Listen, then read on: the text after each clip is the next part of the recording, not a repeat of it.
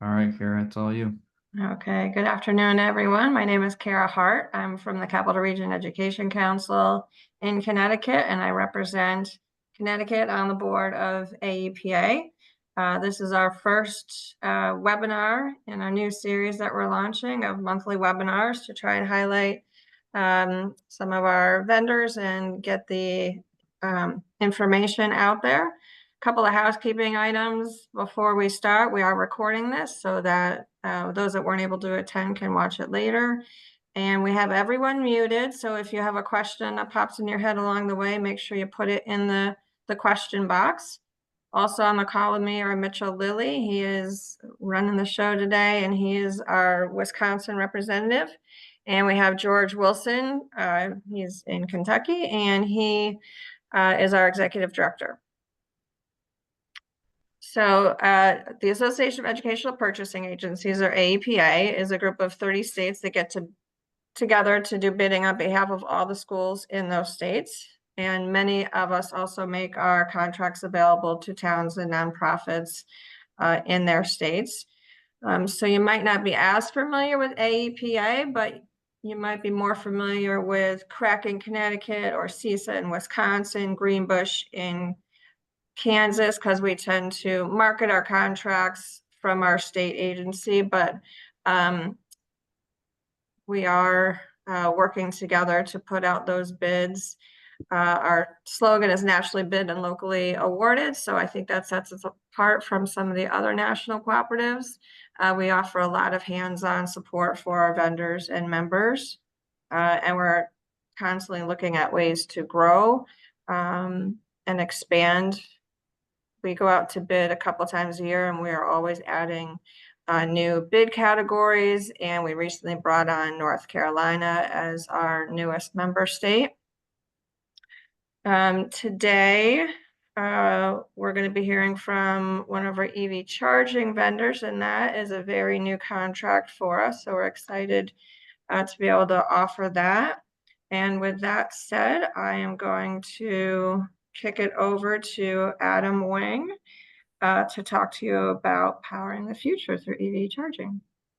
Thank you very much, Kara, and welcome everybody. Looking forward to getting a chance to talk to you guys today a little bit about Blink, about EV charging as a solution, as an offering for everyday charging, right? So I'm going to share my screen here. Let me know when you can see it.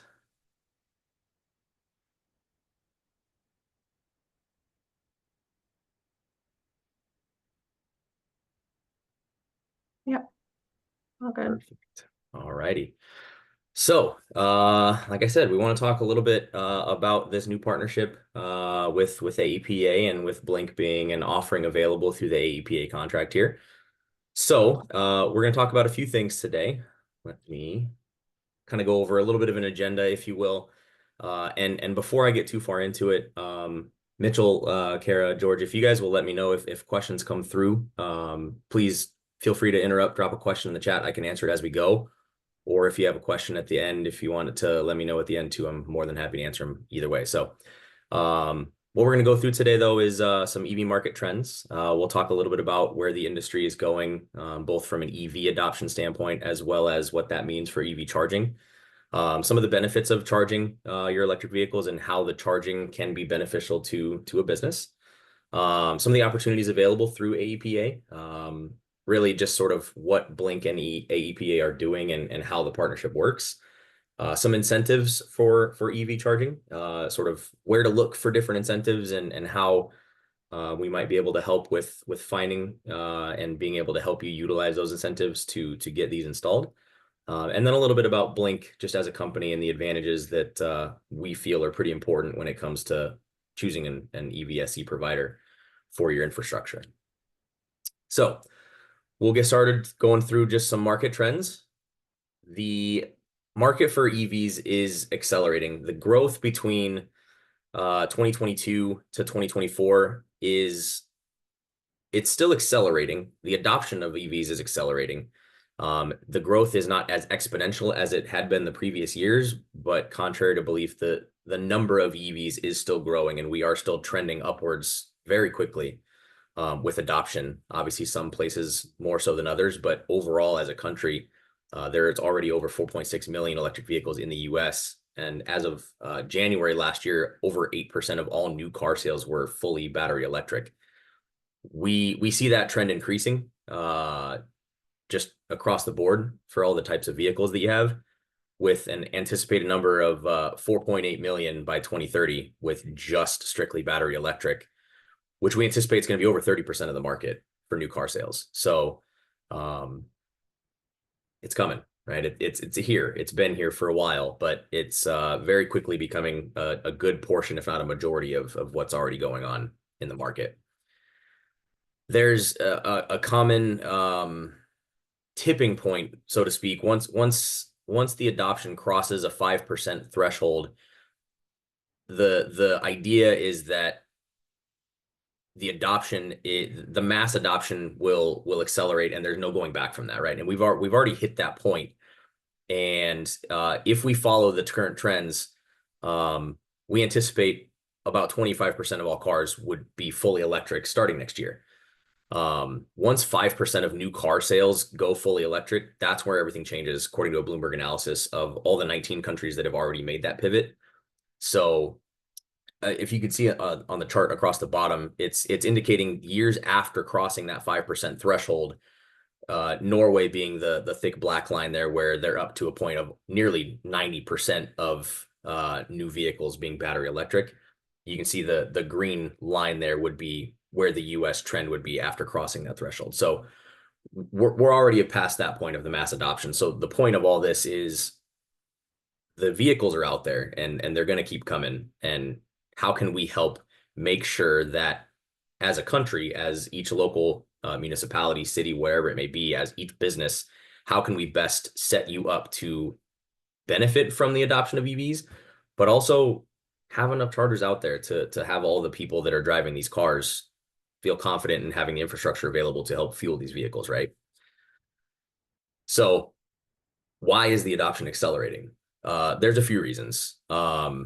Obviously, from an initial acquisition cost, the prices are coming down on them, but there are a lot of reasons beyond dollars that make sense. Yes, there is a cost savings.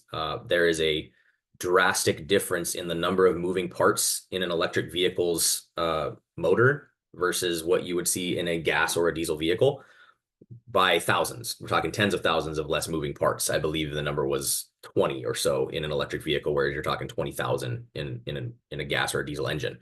So less parts moving means less parts breaking, means less parts needing to be replaced. So the operating costs of an electric vehicle are roughly a third of the cost of an ICE vehicle, with the majority of that being tires, right? You're going to need to replace tires more often than a gas vehicle, but that's really it, right? If you've ever driven an electric vehicle, one reason for adoption is the performance, and they're fun. Instant torque is as fun as it is. There's also a use case for that, right? Being able to accelerate and use that instant torque to help do the same things that vehicles need to do today to get you moving and get the things that you're loading and carrying moving as well. Obviously, from a sustainability standpoint, that is the point, right? We want to create a more green environment, right? Less carbon emissions. We want to have less pollution. So the sustainability of EVs is understandably significantly less without burning fuel. And there's also a drastic increase in the battery technology over the few years. Even, 2015, 16, 17, since then, the technology for these batteries in these vehicles has helped increase the range of the vehicles in a pretty drastic way, which is really helpful in reducing the range anxiety, which is sort of the instant first thought when it comes to adopting electric vehicles is, well, it can't get me as far as a gas vehicle. That's very quickly changing, even in some of the pickup trucks that you see out in the market, whether it's from, Ford, GM, whoever. So the range is there. And frankly, too, with battery technology, part of that is being able to charge them and refuel them faster. So there's a few reasons beyond this, but these are sort of the core that we see as the reason why the acceleration of adoption is occurring.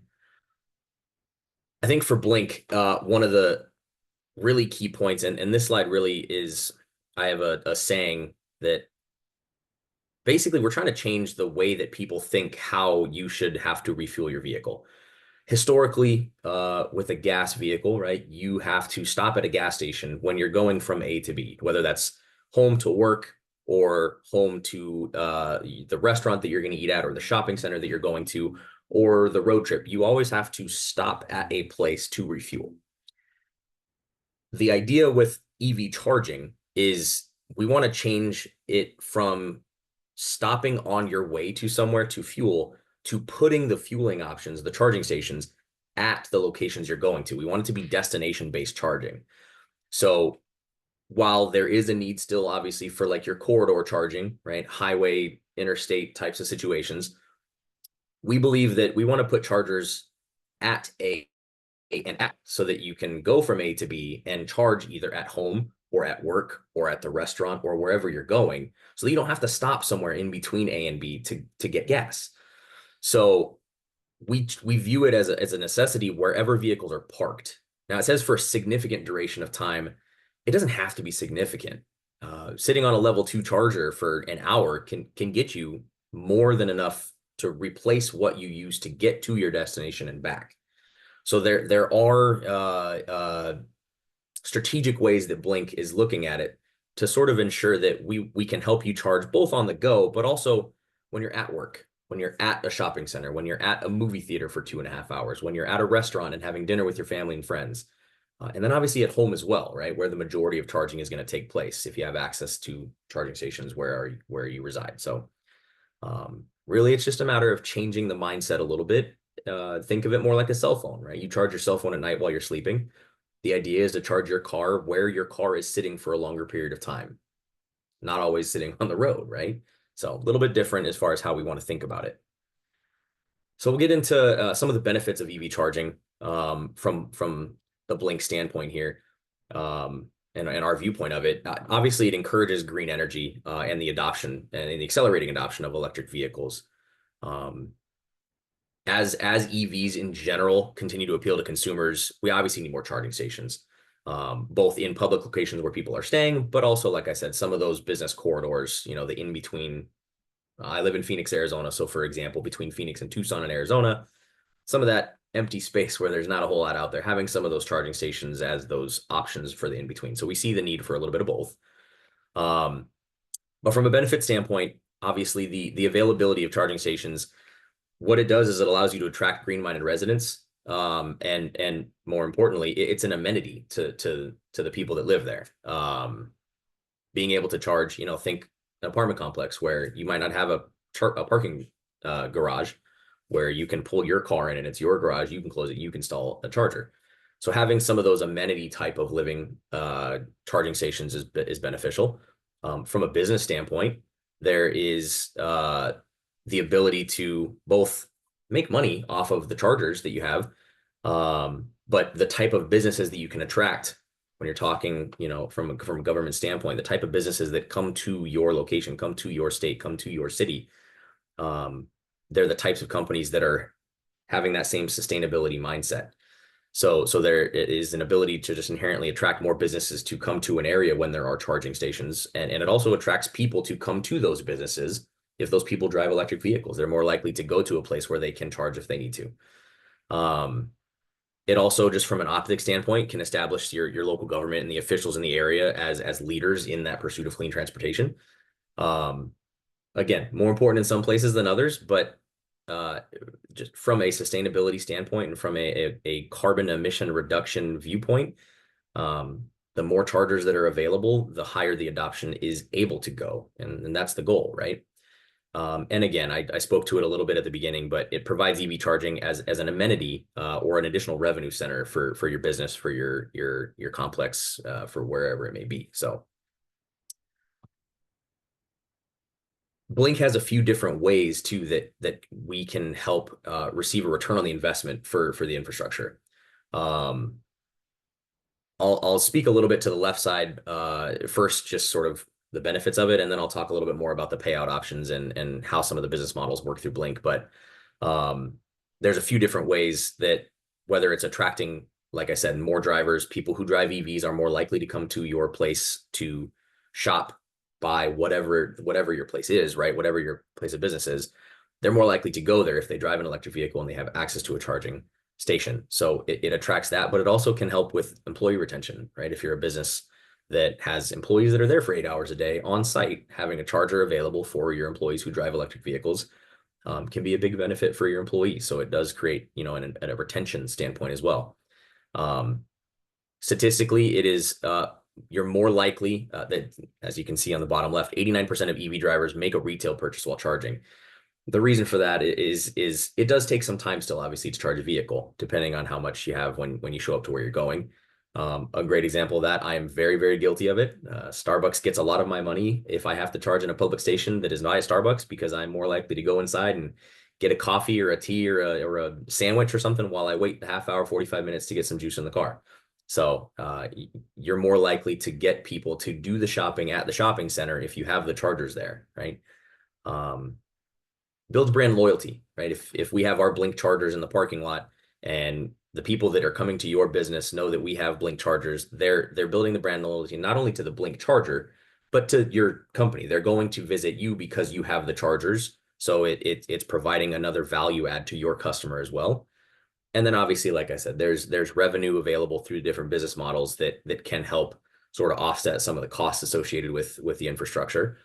You can see some of the options there. Essentially, the point is Blink has the ability to be because we're fully vertically integrated, where we design and manufacture the equipment, as well as can help with the installation, as well as can help own and operate the equipment on the back end. We have multiple business models where we can be the full turnkey solution, where Blink owns, operates, does the install, is receiving the revenue from it. So you don't necessarily have to deal with that whole part of it up front. We also have revenue sharing models, as what we call hybrid, where we can split the cost after, whether it's the installation. And there's a little bit more on the next couple slides about that, but where you might buy the chargers, we help with the installation, and we cover the cost to do the installation and the construction if necessary. And then there's a revenue sharing, right, off the revenue gained from the charging sessions themselves. So there's flexible options through Blink where it can be anywhere from we own and operate everything to full host own, you own and operate everything, and sort of everything in between. It's customizable. So there's flexible ways where we can get creative to sort of help offset some of the costs, both from your business and really just figure out what solution makes the most sense for you. So, and again, this speaks a little bit just to the full vertical integration of Blink, but everywhere from the planning and the strategic planning of where the chargers are going, which chargers are we putting in, doing some of the conversations that need to be had with your utilities to figure out what upgrades, if any, from an electrical standpoint, what we need for the site, full engineering and design, right? We have a team of builders and designers and engineers within Blink that can help with the actual planning out of the project, as well as having the contracted construction and installation side of that handled as well. We also operate the Blink network on the back, and there's a lot more about that, I think, a little bit closer to the end here, but for monitoring and for maintenance and for servicing of the units and reporting, right? Figuring out what the revenue and what the charging session revenue was, and the availability on chargers, right? If there's an issue with one. So we call it a customer-centric three-phase approach, but really it's just, we can help with the entire process from start to finish, from the planning phase, right? The pre-work that needs to be done all the way through we're not going to walk away after the charger goes into the ground. We want to partner with you and make sure that on a long-term basis, people can still use these chargers and that you're still getting a benefit from them. And in cases where Blink is owning and operating them, we obviously want to make sure the chargers are working, because if we're putting them in the ground and we want to earn the revenue off of them, they have to be working in order to do that. So there's a lot of different flexibility involved with partnering with Blink there. So how do I measure my EV charging program, right? There's a few different ways to do it. And again, some of the information that comes off of the software with our chargers is what provides us this information and this data. But this is sort of how we measure the success of where does it make sense to do chargers? Are these numbers going to pencil out positively? That's where we'll do the charging. Obviously, we want to look at the charging sessions, right? We want to get data on where charging is occurring. We're looking at data on what is the not just the utilization, but the length of time someone is at a location can help us evaluate, does it make sense? Um, the energy consumption itself, right? There's obviously peak charges and, in places like Arizona where it's 112 degrees for 110 days straight. Uh, Energy costs more at noon than it does at 8 p.m. So just looking at some of that data to figure out where, when, and how is very important. And a lot of that comes off of the software that's available through the chargers. We're obviously able to track your revenue that's coming off of the charging sessions themselves, both for tax purposes, but also for financial planning. Again, we're looking at the station location and the usage, right? The uptime. My background is in fleet, so my entire world is centered around making sure chargers are working because chargers are the companies that I work with ability to use their vehicles to do their jobs. So understanding that, right, peak usage time, the frequency, the energy consumption, but also making sure that service and maintenance is being handled properly so as to ensure that these chargers are up and running. Because adoption and utilization of EVs is only going to increase as people become more comfortable with the reliability of the charging infrastructure in their area. And then from a sustainability standpoint, obviously, seeing the positive environmental impact of using the electric vehicle charging stations, tracking, the reduction in the carbon dioxide, the fuel that's saved obviously is a big one. And frankly, just the dollar saved in overall operating the electric vehicle. All that data is information available through our software, through our charging station. So a little bit about the Blink opportunities through AEPA, sort of how all of this works. So I'm not necessarily going to speak too much to this because I have AEPA on the call, and they're obviously more familiar with AEPA than I am. But it is a multi-state nonprofit organization uniting educational agencies nationwide. So the idea is that, again, to Kara's point earlier, they facilitate equal purchasing opportunities by addressing current and future purchasing needs for EV infrastructure charging in general. The plan and the hope is that this partnership will allow educational agencies and different entities to be able to purchase through a contract that they are already using anyways for other things not related to EV charging, but allowing us to have the ability to help out AEPA customers with these needs because you have them or you will have them, and we want to be able to be an option for you through AEPA. So I'll pause there for a second, just if you are interested in scanning the QR code just to get more information and see all the state AEPA contracts that Blink is a part of. There is more information, I believe, on the next slide. It has where which states the contract can be used with Blink, but we're not stopping there, right? The goal is obviously to expand that as well. So it has the contact number. Go Can I ahead. ask a question? I think this would be a good time. So since AEPA's main audience is school districts, how are you seeing this technology be implemented in schools? So that's a good question, Kara, and I think it's one that I am considering and answering and discussing with people on an everyday basis. I don't think I gave the group here that's on the webinar today a background on what I do for Blink. So I'm glad you asked that. My role with Blink is specifically in government business development. So I work with all SLED opportunities, right? Your state, local, but also your education nationwide. So I think what this particular contract allows us to do is all of the biggest school districts in the country, and doesn't even have to be the biggest ones. My role is specifically targeting those large school districts. But what it allows us to do is be an option to help, like I said, planning to go electric with your school bus fleet, for example. It's a big undertaking. And there's so much that goes into it because you're really kind of what I spoke to earlier. You're having to change your entire way of thinking when it comes to how am I going to operate my fleet, right? You've been doing it the same way for 40, 50, 60 years, and now everything is going to need to change. It doesn't necessarily need to be as difficult as it might seem if we're able to help guide through that process, utilizing the resources that we have to figure out what all needs to go into that process and helping plan it. What I see on a day-to-day basis is I'll use the word hesitation because I can't think of a better word for it, but there's a hesitation to make to make a decision, because it is a big project to go through and electrify your fleet, right? School buses being the obvious one, right? When you're talking school districts. And I think that this partnership allows more education on how that process works. The biggest hindrance to converting a fleet, whether it's a school bus fleet with a school or a business's commercial fleet, whatever it may be, the biggest issue really is the education, right? How is this going to work? What all do I need to do to get this process rolling? Um, Having a company that, I mean, a school district's job isn't to be in the electric vehicle charging industry, right? They don't necessarily need to know all of that. That's what Blink does. Let us do our job to best help you so that you can continue doing your job, running your fleet for the school district, running your school district to be as operationally efficient as you need it to be. Let us handle the planning, the design, the implementation of it.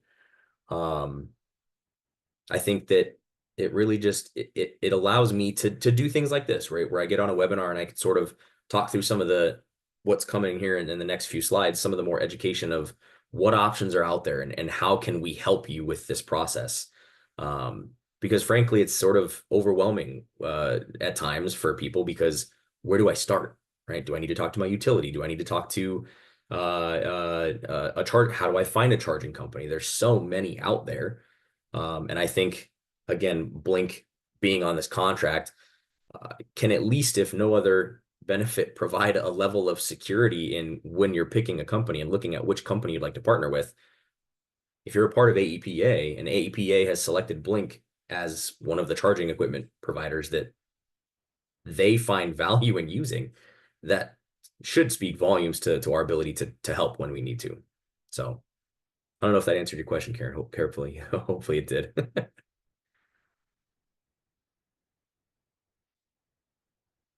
There you go. So it does show where the contract can be used in some states. There's a lot of them there. The first thing I notice, obviously, is that my state's not. So that's hopefully something that we can look at changing going forward. But the more important part of this slide is obviously showing what all it gives access to for the types of goods and services available through Blink, and what Blink can provide. Do you have another question, Kara? No, sorry, I No, you're keep fine. You're fine. interrupting you. I just glanced over and I saw it. I just want to make All right. sure. So AEPA has 30 states that are represented around the table, but we do make our contracts available in all US states. So if you're in a state that's not on this list, so for instance, in Connecticut, my contract's available throughout New England and New York. And so we have piggybackable arrangements in all states. Thank you for that clarification. That actually helps me a lot too. Um, the important part of this slide though is at least from what I wanted to get across today was what all is available from Blink through this contract. It's not just charging stations, right? We're not just selling charging stations. And I want to make that abundantly clear. We do sell charging stations. We can sell them to you. And that's obviously the point of what we do. But we also provide so much more than that as far as a value add to what you get when partnering with Blink. There's network services, right? The Blink software is owned and operated and created by Blink. There will be a slide later where I'll speak more to the reason why that's important, but just know that everything that you get when you partner with Blink from a load management perspective, from really integrating with your fleet management software and being able to make it seamless for you as a fleet manager to not just run your fleet, but also run your charger fleet. I mean, if you're a fleet manager, you know how important that is, right? It can simplify your day to day, or I should say, not add things more to your day to day. And then the different options, right? There is a mobile app for charging. There's smart reporting. We have a full replacement warranty. There's a parts and services, or a parts and labor warranty as well. We have 24/7 customer support. Some of this, again, I'll show a little bit more in detail about in the coming slides, but it's more than just a contract where you reach out and I provide you a quote and you buy a charger. Can I do that? Sure. Do I like doing that? Frankly, no. I want to partner and have a deeper conversation and really figure out what the best charger is, what the best location is, what the best business model is, what the best use of this charger is, because I want to make sure we're putting the right charger in the ground at the right location, with the right business model. It all, we want to make sure that it works properly. Adoption will keep growing if things are working properly beyond the point of sale, right? Excuse me. So these are just some of the educational agencies that we've been chosen as an EV charging provider for already. I'm not going to go through them all. You can see them on the screen there. Um, yeah. So it's not an exhaustive list as well. There's additional on there. Didn't want to put 750 logos on there and bore you to death on reading them all in small letters. But the point is, if you purchase through AEPA, we can help you regardless of what type of agency. Obviously, the majority of them is going to be your school districts, but it's not exhaustive by any means. So this is a big one, because again, the hesitation that I mentioned earlier is sort of you feel maybe paralyzed in making a decision, and sort of how does this begin, right? So incentives for EV charging, there are so many different places where funding comes from in helping get these types of projects off the ground.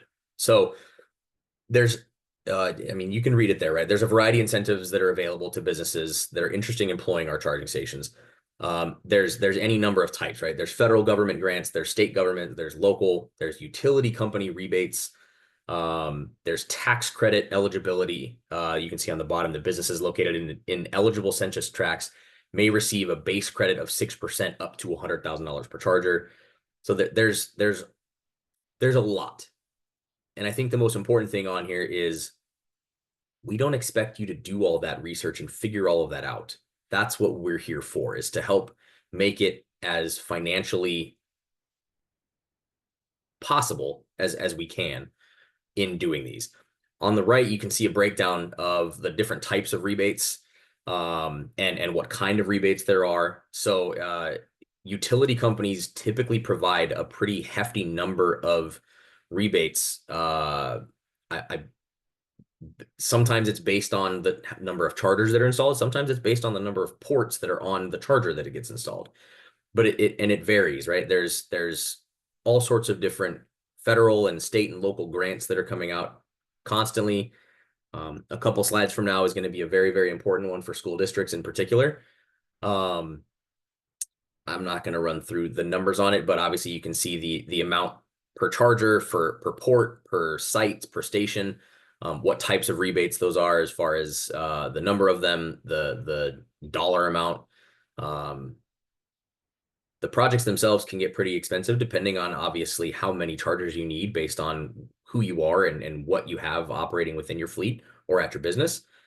But when you're talking about rebates per charger or per port or per station or per site, it can sort of help offset that cost, which is very important. We understand that people aren't going to do this if it doesn't pencil out financially. And these types of things that we can help you get access to and help you get the information needed for them are ways that can sort of help ease that paralysis on making a decision. So this slide just talks a little bit about where the funding is. Darker colored states, so the blue ones, blue, gray, whatever it comes across on your screen, are the states where there are more funding opportunities available.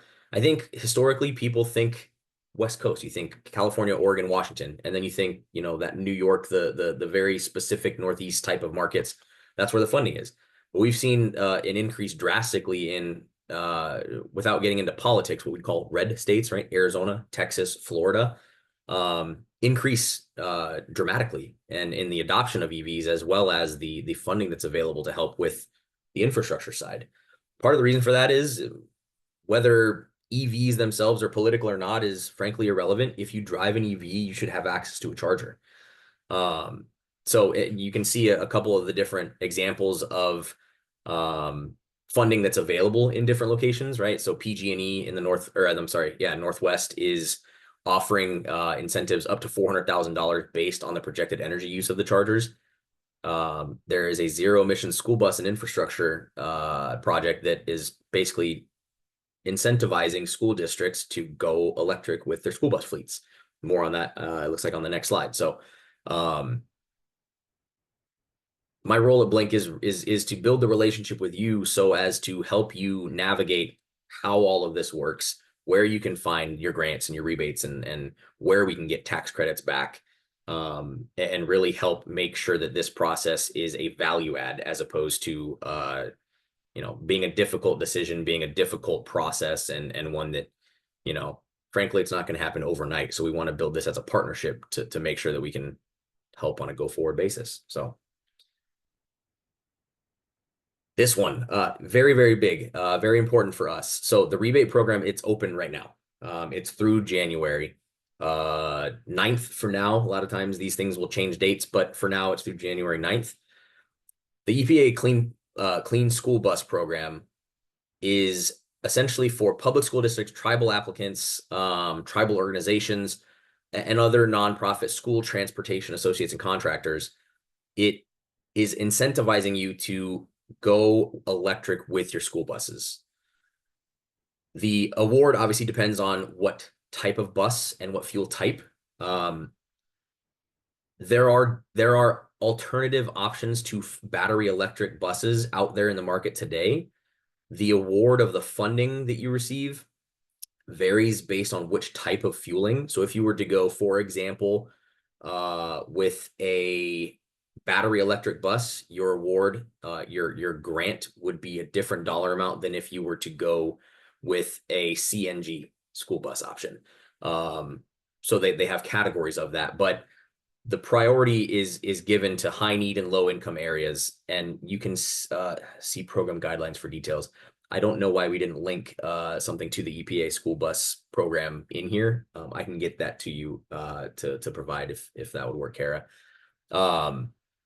But the idea is electrifying your school bus fleet is a significant piece of reducing carbon emissions as an industry.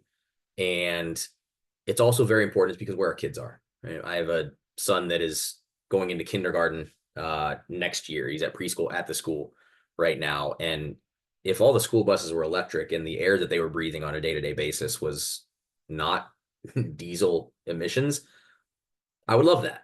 So I can't obviously guarantee that you'll get approved for an EPA clean school bus program grant. But if you are a school district and you apply and intend to convert your fleet of buses to electric vehicles, you have a very high likelihood of getting some funding available to help with that transition right now. And again, we want to be able to help, I'll say hold your hand through that process because I can't think of a better term for it. It doesn't need to be difficult. This is what Blink does and what we can do to help you through this process. And it says all level 2 chargers must be Energy Star. There are certain stipulations depending on what, different grants and Buy America, Build America compliant types of things. Our level 2 chargers are all Buy America, Build America compliant.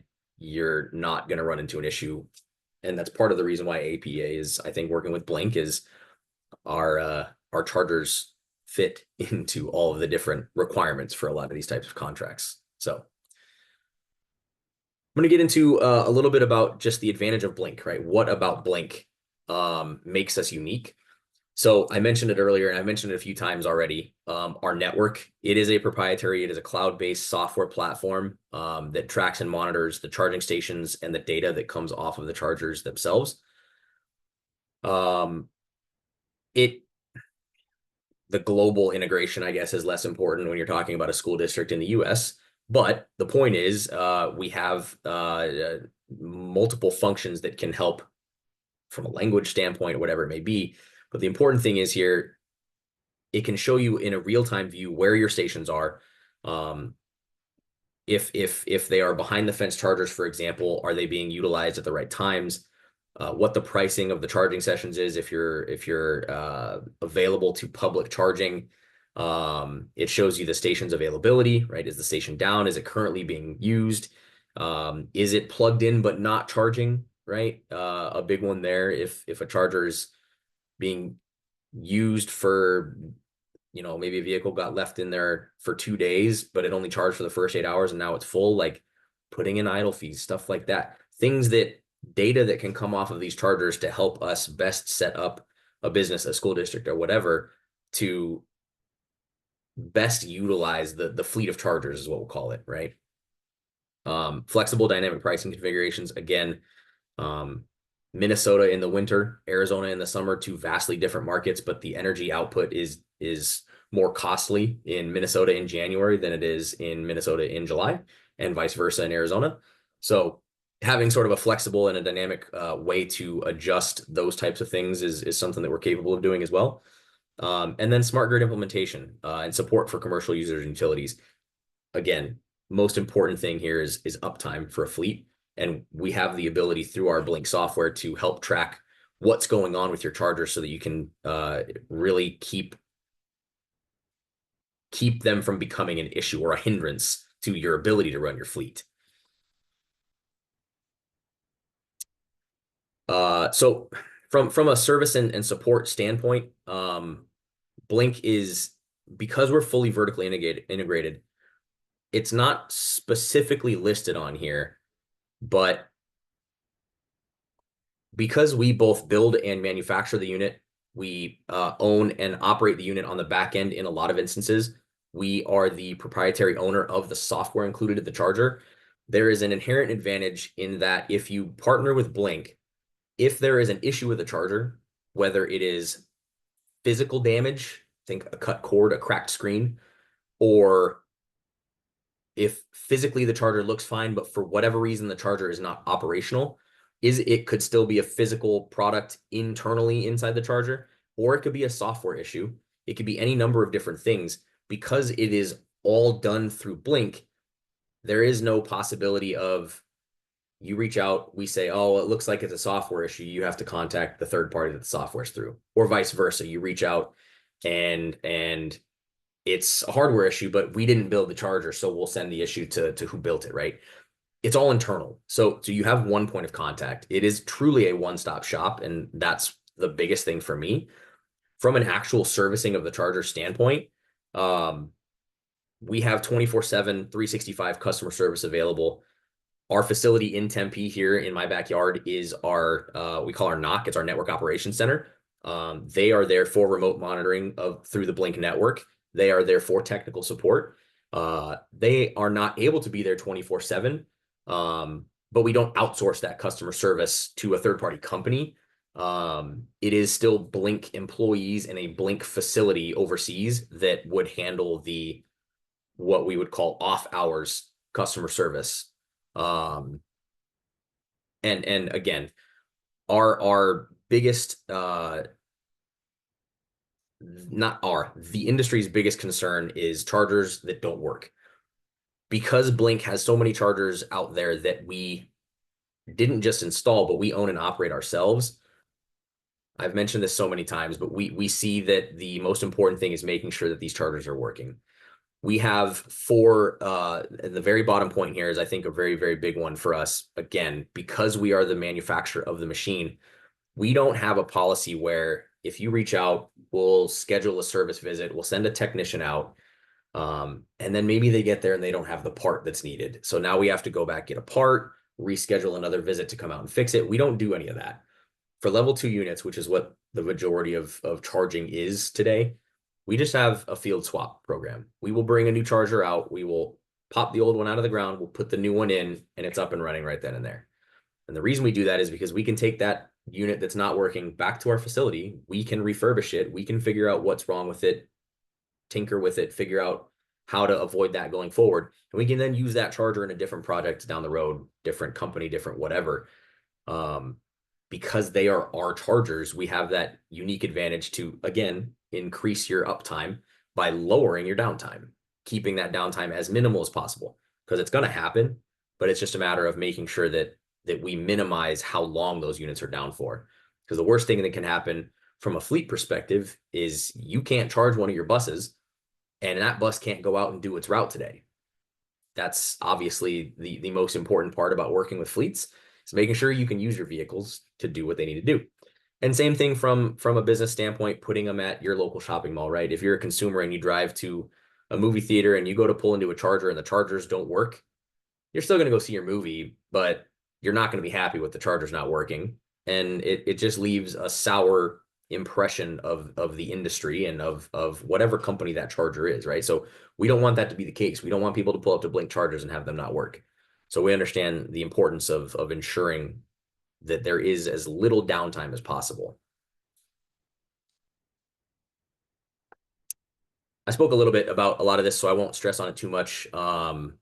But we have our headquarters are in Bowie, Maryland. So they're over on the East Coast with you guys, Kara.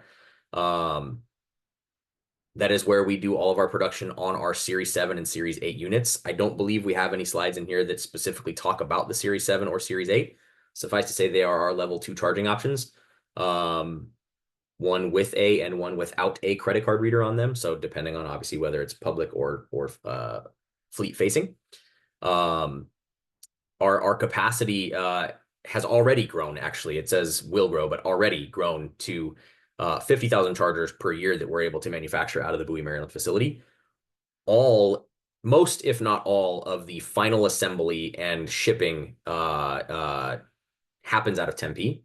So we have presences on both coasts. So most importantly, it's all done in the US. So again, we are Buy America, Build America compliant on those level 2 chargers. This is a little bit redundant. I think there was a slide earlier that sort of talked about the whole hand holding the process through from start to finish. But this just shows it in a slightly different way of looking at it. Because yes, we have the business models and we will do some of that prep work to figure out what is going to make the most sense for the project on a case-by-case or a site-by-site basis. We'll help with the funding options. We'll help with doing the site assessment, figuring out what make-ready and construction upgrades are necessary for the project. Actually doing the prep and whether it's with a contractor or whatever it may be, figuring out how to build out the infrastructure to support the installation and the commissioning of the units. And then again, depending on the business model, right, where it makes sense, we have different ways of going through phase 3, but making sure that we've onboarded, whether it's for your fleet units or onboarded you as the owner operator of the charger, or even in a hybrid scenario, making sure you have the ability to know how to look at the Blink dashboard for the charging sessions, that maybe there's a revenue share for them as public chargers, right? So there's ongoing support, most importantly, that Blink will still be providing both from a service as well as a maintenance standpoint. There's different options with warranties. There are different options there's a program that we have. I don't think there's anything in the slides about it called Blink Care, where it's more, think like your preventative maintenance. We'll come out and proactively, I should say, service the chargers, look for different physical problems, ensure that the software and the hardware are all working in one to ensure that they're working, right? So there's different processes that we have in place and programs that we have in place to ensure that ongoing support is as seamless as possible. But again, we want to make sure that everything works from the equipment to the network, so that you're getting the revenue, so that you're getting the reimbursement, so that you're able to track and see your carbon emission reduction and that sort of thing. So again, slide's a little redundant, but suffice to say that Blink is able to run the entire length of the project with you from start, not just to finish, because really it's never finished, right? You install a charger 6, 7, 8 years from now, you're still going to need that to be working. So it's more of a partnership than a transaction, I think is the way that I would put it. I won't go into this too much. I've talked about it, I think, at length here already. But the different business models, they can help you meet different budget, ownership, and maintenance objectives. Whatever your goals are, we can help you reach them by figuring out which model makes the most sense. Whether it is a full host own, you purchase, you do the owner operator method where you own, you install, you manage them, we'll still do the service. Or there are Blink as a service. There's hybrid co-investment models where we cover the cost of the equipment and the operation administration, and then you cover just the infrastructure side of it. There's also times where we've done it differently with school districts where maybe the CapEx dollars aren't there to buy or to do the construction upgrade. So maybe Blink does the construction infrastructure side, and the school covers the cost of the equipment and then the installation of the units. So we're flexible and we can sort of go either way with it. And then again, your zero CapEx, where if it makes sense to do so, Blink is willing to look into, does it make sense for Blink to do the construction, do the installation, do the owner operator method where it is all Blink owned from that standpoint. So we can do any possible option you can think of. I don't think no is a word that we use very often. Maybe, and then let's look into it would be what I would usually say. So this, I think, is just more about the Blink Advantage. Again, our owning and operating the robust cloud-based network, the different options that we have for business models being fully vertically integrated. Yeah, I think all of this was mentioned earlier, so I apologize for the redundancy here. I'm not going to harp on it too much, but suffice to say, if there are questions about how Blink can help, please reach out. Let me know. Reach out through AEPA. Reach out and start a conversation. We'd be happy to have that. There's a couple of case studies in here. Actually, I think it's just one, and there's 2 pages of it. Yeah, for Fontana Unified School District in California. Fontana has 45 different schools, and it is widely recognized for its quick growth and student achievement. They were basically looking for a way to use funding to electrify their school bus fleet.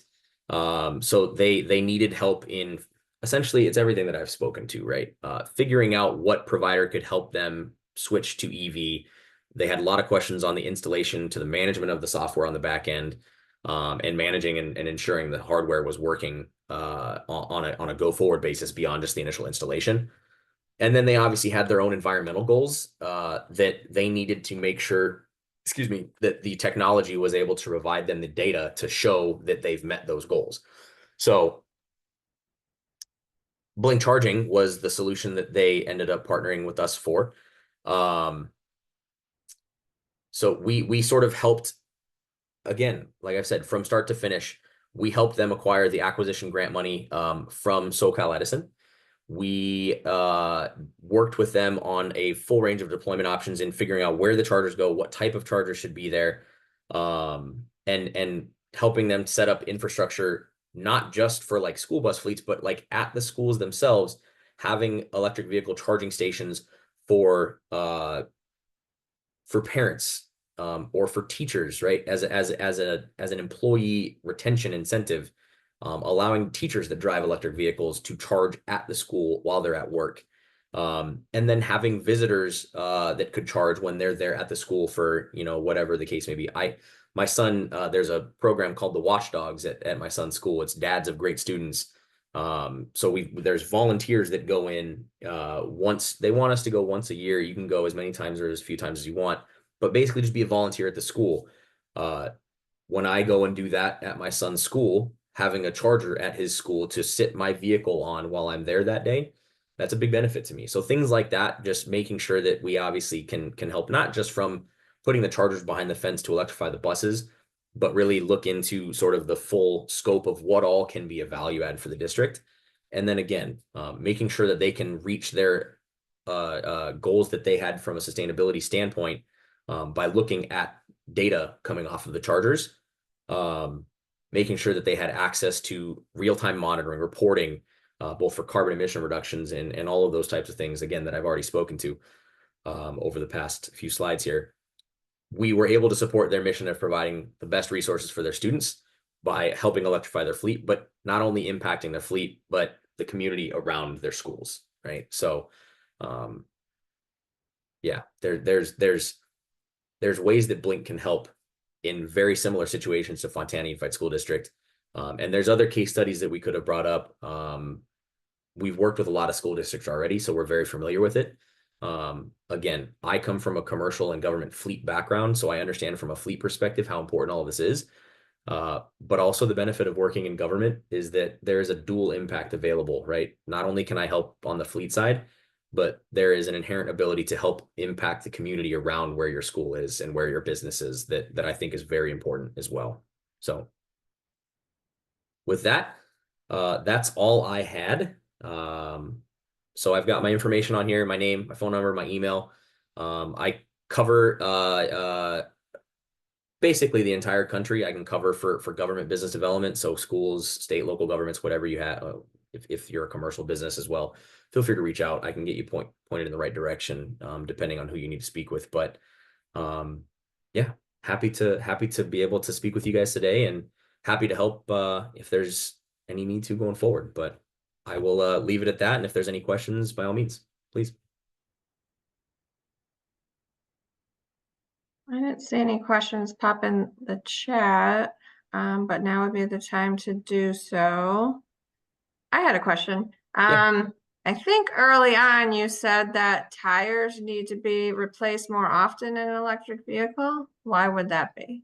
Typically, just because the weight of the vehicle, the battery itself is heavy. So the wear and tear on tires is usually, I say usually because there are certain types of vehicles. School buses are heavier also, but an electric school bus is heavier than the gas school bus. So typically the wear and tear on tires is more frequent. And I want to say trying to think of what the other piece that needs, because there's no oil changes, right? There's less moving parts in the engine, so there's less sort of your regular day-to-day service. Um, I don't know how I am blanking. There's two things. It's tires and something else. It's not fuel, obviously, but I know tires are the big one with EVs, and it's just based on the weight. The battery itself is usually wearing more on those front tires. So doing things like tire replacement. I just recently went to go and do a tire rotation on my electric vehicle because it happens quicker on the front end where that battery is typically. Interesting. I see a question from Elizabeth. When a charger or battery needs to be replaced, is it recycled? That's a great question, Elizabeth. Yes. Uh, there is. So I can't necessarily speak to the battery in the vehicle so much, right? Because Blink doesn't necessarily handle the automotive side of electric vehicles. Um, but I can say, having worked for a major American auto OEM for 6 years, that is a big focus in the industry. Um, when I left the auto OEM that I was with, it was 2 years ago, and we were right at the tail end of sort of what we would call that first life cycle of vehicles, right? Electric vehicles have been around for probably 15, almost 20 years, if not more at this point, but in more of a mass adoption, 10 years or so. And that's right around the life cycle that you can anticipate in like your standard sedan electric vehicle, right? The stuff that's been out there, your Nissan Leafs, your Chevy Bolts, those types of things. Yes, they do recycle the batteries. There is a process for that. I can't speak to that because I'm not on the actual vehicle side. But yes, I would say the best place to go to get an answer more directly, I guess, on that question as far as the how does that work, is better done from an automotive OEM. But from a charger standpoint, there is a life cycle as well on that. So you can anticipate these chargers lasting, depending on the type of charger, anywhere 7, 8, 9, 10 years. What we just had to do recently, I want to say it was about 2 years ago, was chargers that had been installed, let's call it 8, 9 years ago, were on the 3G LTE network. When that got, we'll call it sunset, and everything switched to 4G, we had to go out and replace the chargers that were in the ground that were on the 3G network so that they could still operate on a cellular network. They had to be equipped with 4G. So Blink is actively looking into making sure that when 4G gets sunset and becomes 5G, we have solutions that can go out and replace that charger in the ground. For these level 2 chargers, it's a pretty simple process. It really is as easy as unbolting it, removing that charger, and installing the new one. But yes, we do go out and do that replacement. And then we, as the manufacturer of the machine, can obviously recycle the equipment and recycle the pieces that are in there to be used on future projects as well. How do batteries hold up in cold weather? Does weather affect the life of the battery charge? It's actually pretty negligible. I don't know the exact number off the top of my head. I was not involved in any of those studies directly, but the range reduction that you get in a vehicle, there is a reduction in the range. There is a reduction in the efficiency of the battery in extreme cold. So think your Minnesotas again during winter, or even in extreme heat, right? I get a little bit less range on my vehicle in July in Arizona than I do in than I do in January in Arizona. But it's actually pretty negligible. I can give you just a anecdotal story. My vehicle gets me about 274 miles of range on a full charge. Uh, and when I charged to full here in Arizona in July, it was saying 265, 268.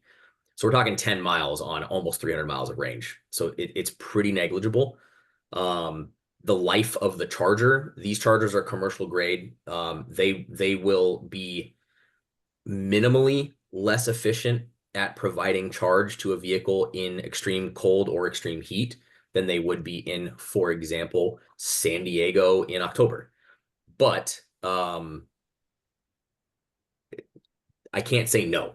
There is a slight loss of efficiency, but it's not to the point where you're talking, your charger is only going to provide half of the kilowattage because it's cold or because it's hot, or your vehicle will only get half of the mileage or anything crazy like that. Obviously, a school bus is a just everything is on a bigger scale with a vehicle like that. So your range is already lower to start on a electric school bus than it is in like your regular electric sedan. But typically, again, your school buses aren't going, 100 miles in a day. Maybe a school bus field trip here and there kind of thing would be different. But your typical range for a school bus, right, within a school district is a handful of miles in a day. So there shouldn't be a noticeable difference in the efficiency or the range. No.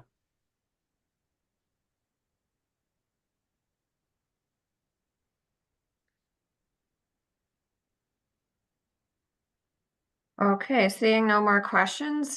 Thank you everyone for being here today. Thank you, Adam, for hopping in, especially at the last moment to help us out Sure, with no this. You did a problem. great job.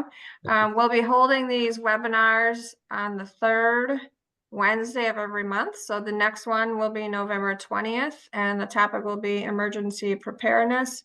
And that will be featuring our mobile and cellular connectivity vendor, Kajit.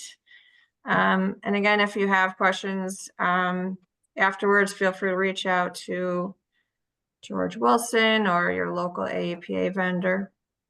Thank you. Thank you.